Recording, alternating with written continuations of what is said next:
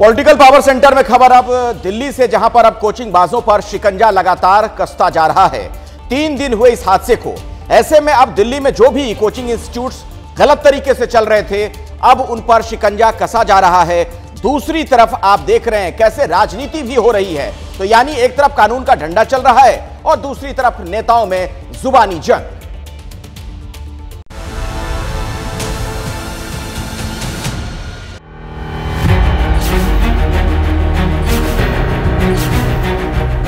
दिल्ली के मुखर्जी नगर को देश में आईएएस आईपीएस की खान कहा जाता है, लेकिन शनिवार को हुए हादसे के बाद से ये पूरा इलाका विवादों में है।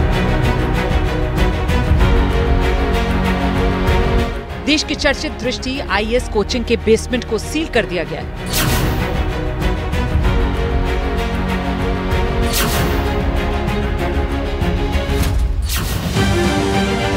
बताया जा रहा है कि सील बेसमेंट में जो बैच चल रहे थे उसमें 700 बच्चे पढ़ते थे। दिल्ली की मेयर शैली ओबरॉय ने खुद से दौरा कर कोचिंग सेंटर्स की पड़ताल की।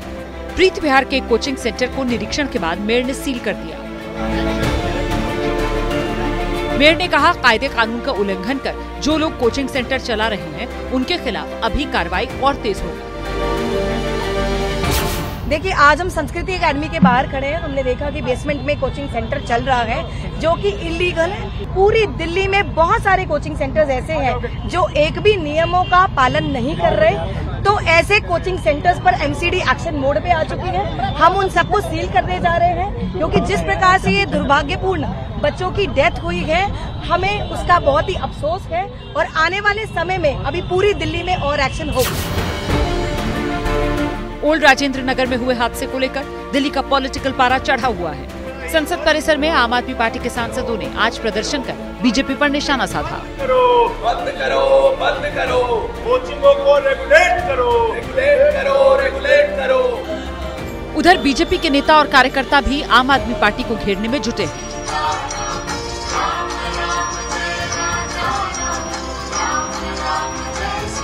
अगर दुर्गेश पाठक जी ने समय रहते हुए जनता की गुहार सुनकर डिसिल्टिंग कराई होती, नालों की सफाई कराई होती, तो ये हादसा नहीं होता।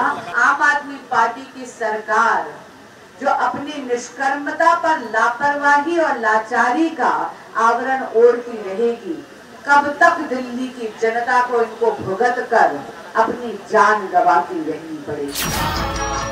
राजघाट पर बीजेपी ने मुंह पर पट्टी बांधकर मौन धरना दिया और दिल्ली सरकार को घेरा।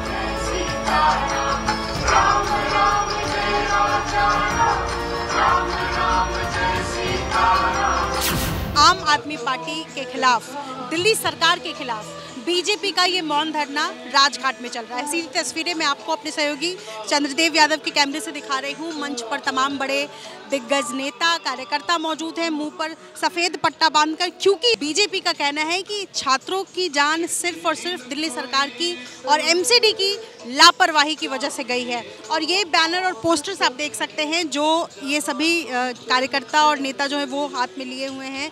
हादसा नहीं, ये हत्या है। दिल्ली की भ्रष्टाचारी हत्यारी केजरीवाल सरकार के खिलाफ ये धरना, मौन धरना है। दिल्ली के एलजी वीके सक्सेना कह रहे हैं, कार्रवाई को लेकर जल्दबाजी में कोई फैसला नहीं लिया जाएगा। वो बहुत दुखद घटना है और इसमें जो भी उचित कार्रवाई की जानी चाहिए वो की जाएगी। मैंने वहाँ भी कहा था कि हम उसकी जांच कर रहे हैं, लेकिन मैं कोई हेस्टी डिसीजन लेने में विश्वास नहीं रखता हूँ। सारी चीज़ें हमारे सामने आ रही हैं, उसके बाद जो भी उचित कदम होगा लिया जाएगा। 3 छात्रों की मौत को लेकर दिल्ली में सियासत जारी है और दोषियों की तलाश की जा रही है।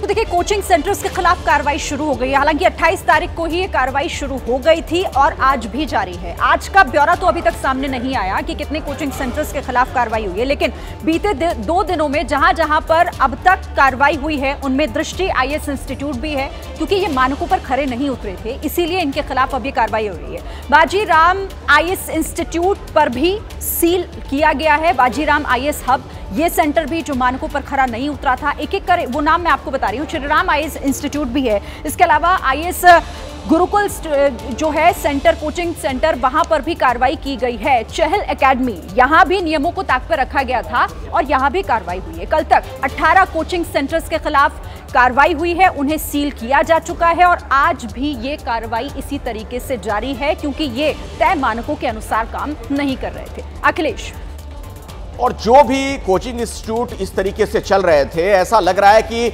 सरकारों को या प्रशासन को ऐसे ही किसी हादसे का इंतजार था। अब जब यह घटना घट गई, देश भर में कोचिंग इंस्टीट्यूट के खिलाफ कार्रवाई हो रही है।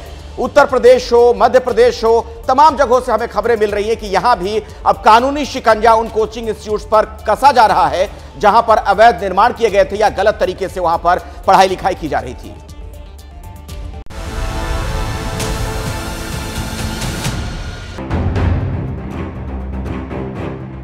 पहली तस्वीर मध्य प्रदेश की राजधानी भोपाल की, जहां बेसमेंट में चल रहे कोचिंग सेंटर को सील किया गया। दूसरी तस्वीर उत्तर प्रदेश की, जहां सीएम योगी के आदेश के बाद बेसमेंट में किसी भी तरह की अवैध गतिविधि पर रोक लगा दी गई। तीसरी खबर पटना से है, जहां डीएम ने कोचिंग संस्थानों की जांच के आदेश दिए और टीम बनाई। सबसे पहले मध्य प्रदेश की खबर के बारे में बताते हैं। कल मुख्यमंत्री मोहन यादव ने अधिकारियों के साथ मीटिंग में दिल्ली की घटना से सबक लेने को कहा था। इसके बाद भोपाल में सुबह से एक्शन चल रहा है।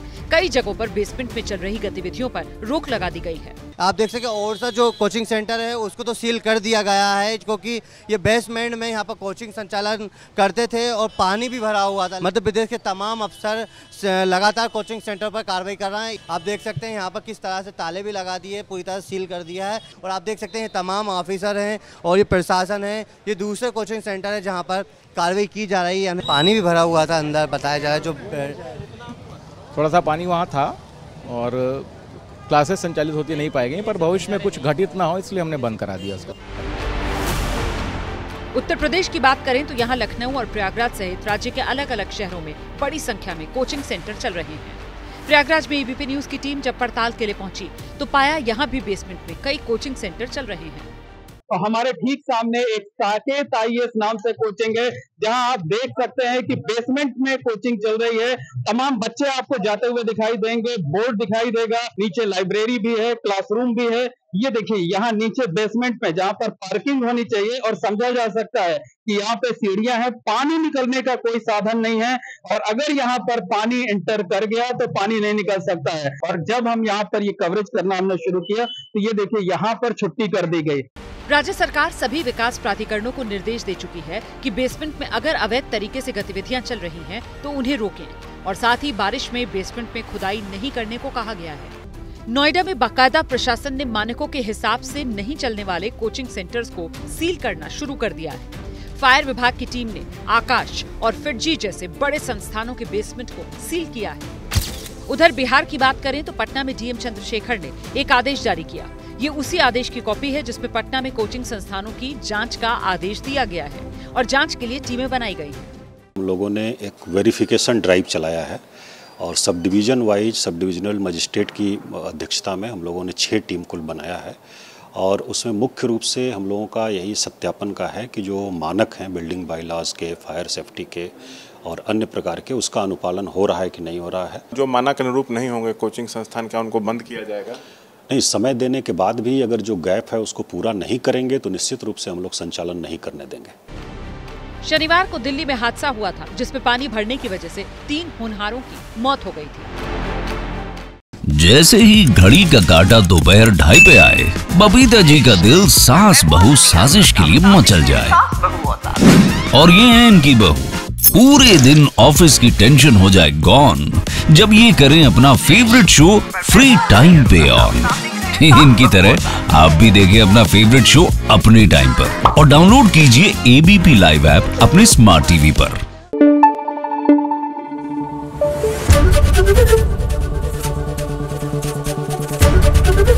एबीपी न्यूज आपको रखे आगे।